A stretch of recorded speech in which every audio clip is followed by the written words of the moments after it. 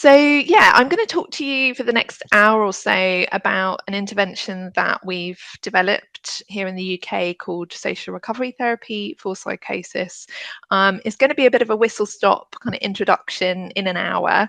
But what I hope to be able to do, and hopefully my slides are moving along, what I hope to be able to talk to you about is what we mean when we're talking about social recovery, how we can measure it. And I'm going to talk to you a little bit about how we measure it in our studies, and also think with you a little bit about why people might experience difficulties with this type of recovery following an episode of psychosis.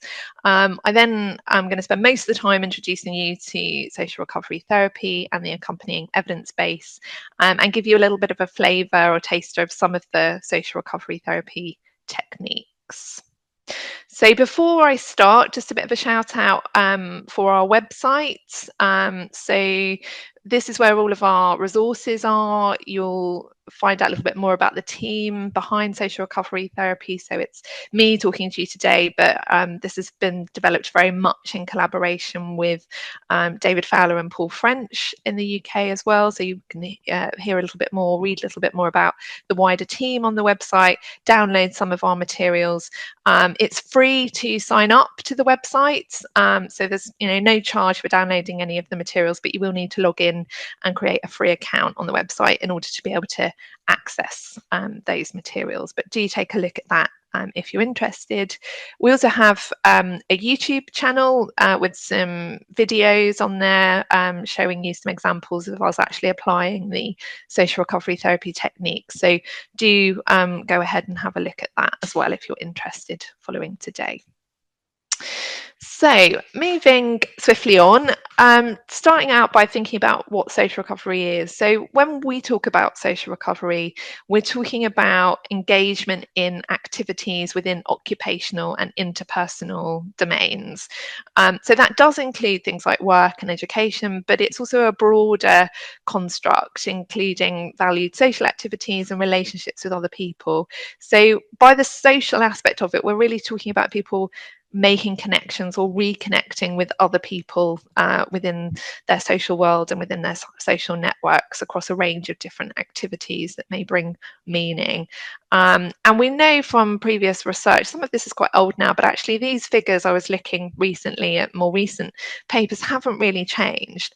That actually, whilst we tend to focus a lot on symptomatic recovery, social and functional aspects of recovery are much poorer following psychosis. So evidence suggests that less than half of people achieve social recovery.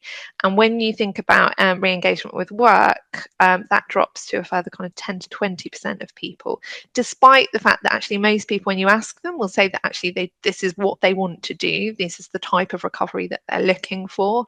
And actually it has been found to be one of the most valued parts of recovery following psychosis. So we know that actually functional and social difficulties actually start to emerge before the onset of psychosis. So the green line on this graph would be a kind of symptomatic profile. So you see like a peak where there might be a psychotic episode and maybe smaller peaks later on. But then actually social disability, evidenced by the yellow line on this graph, starts early and can actually remain beyond the acute episode of psychosis itself, which results in what has been called the symptom disability gap, that even when symptoms remit, people are still struggling with other aspects of recovery. And that's really what we're trying to focus here when we're talking about targeting social recovery. So in terms of how we measure this, it's quite tricky to measure these kinds of things. We have lots of tools available for measuring symptoms or distress or conviction in beliefs, or, how frequently hallucinations happen. But when we think about functional outcomes, there's a much lower or much more limited amount of tools that we have. So we measure social disability and social recovery using something called the Time Use Survey, which was a tool that was actually originally developed by the Office for National Statistics here in the UK, who were conducting a survey of how adults in the UK spend their time. And we've adapted that so that it can be used in more clinical populations. but it also enables us to compare the amount of time that people are engaging in activity with a kind of non-clinical average. So we know from the data from the Office for National Statistics that in the general non-clinical population, adults are generally spending around 60 to 65 hours per week in structured activity. It includes work, leisure activities, social activities, childcare, housework, education, a range of these different things. And we're defining social disability as when people are engaging in less than 30 hours per week in those kinds of activities, so around half of what a non-clinical average would be. And we've got this tool which you can download from our website. It's an interview which you can do with people where you literally go through with them and ask them what kinds of activities they've been doing over the last month. And it creates a score in terms of average hours per week that you can then use to work out how people are doing. So we define social disability on this tool as people who are engaging in less than 30 hours per week in structured activity, and where that's been we might call that persistent social disability when that's been going on for 6 months or more. So why are we focusing on time use? Well, as I said before, there's a fairly limited range of tools available for assessing functional and social outcomes for people with psychosis. You've got quite old measures which talk about things like the deficit syndrome, but they very much focus on things like, can somebody cook for themselves, dress themselves, all of those activities. And actually young people with first episode psychosis tend to have different difficulties. Or at the other end of the spectrum, you've got outcomes which are very focused on whether or not somebody's engaged in work or whether somebody's attending college, which we felt was actually quite a limited range of outcomes to focus on. And of course, work and education are important, but they're not the only markers of recovery. And actually some other kinds of activities, social activities, leisure activities, are often quite important stepping stones to people returning back into work or education.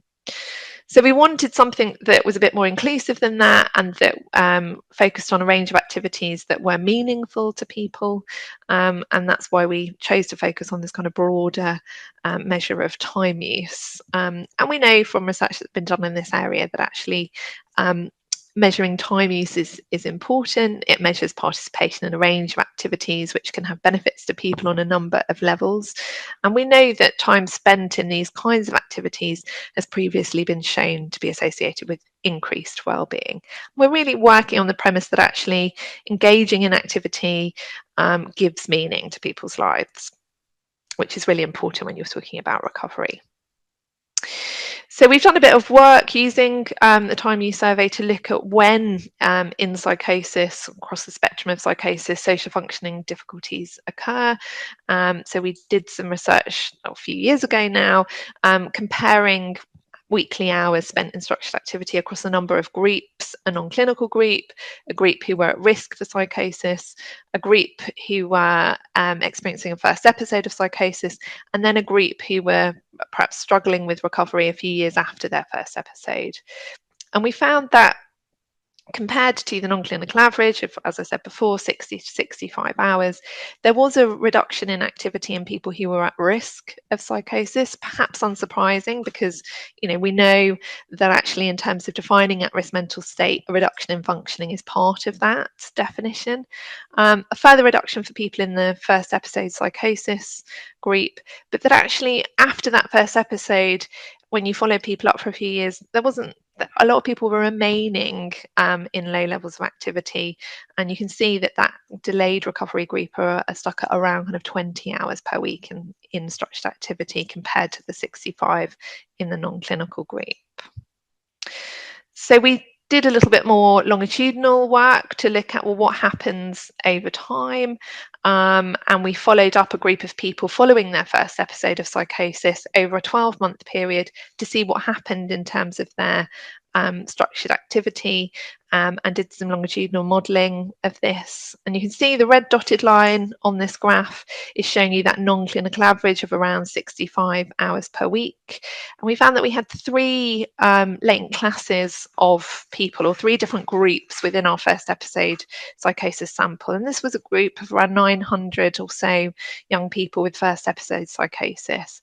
We found that there was this group at the top, as evidenced here by the light blue line, about 7% of the sample actually started off with really quite high levels of activity, which over that first year came down to around about the non-clinical average.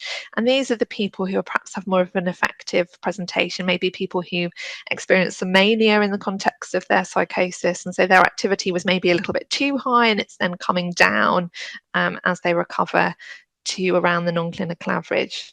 Then got this middle group reflected there by the dark blue line that start off relatively low or with a reduced amount of activity of around kind of just below 40 hours, but then are coming back up over that first year to more in line with the non-clinical average. But then we've got this group, which sadly is the biggest group at the bottom, that actually start off with very low levels of activity, around sort of 10-12 hours per week at the start of their episode. And then even after 12 months of quite intensive early intervention provision, are still below 20 hours per week, and you've got 66% of the sample in that group. So it's really demonstrated to us that there is this quite significant group of people in early intervention services who are really struggling with their social recovery even a year after that first episode. And when we looked at what predicted membership of that low activity group, being male, having a younger age of your onset of your first episode, having poor premorbid adjustment in adolescence prior to your first episode of psychosis, having a longer duration of untreated psychosis, belonging to an ethnic minority group, and having higher levels of baseline negative symptoms. They were the people who were particularly at risk of poor social recovery over that 12-month period.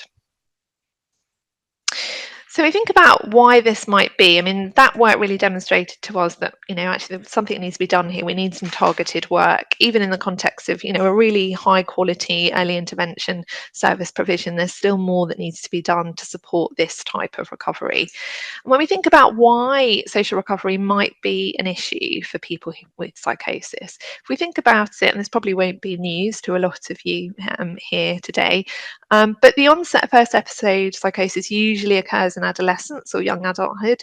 This is a really key developmental stage in terms of people starting to develop independence, starting to think about their adult identity and their adult sense of self and who they are in the world and where they want to go in their lives. People may have just started college, university, first jobs, moved out of home for the first time. So actually it's a really key developmental stage where an episode of psychosis can really have a huge impact and a devastating impact at that. So, we know that label of psychosis is often associated with shame, stigma, a sense of failure, and is likely to impact on some of that developing sense of self in adulthood. And research supports this, suggesting that quite a lot of people following psychosis experience life disruptions, feel like their future aspirations have been threatened, and as a consequence of their psychosis or as a consequence of their circumstances prior to the psychosis, are experiencing social exclusion and stigma.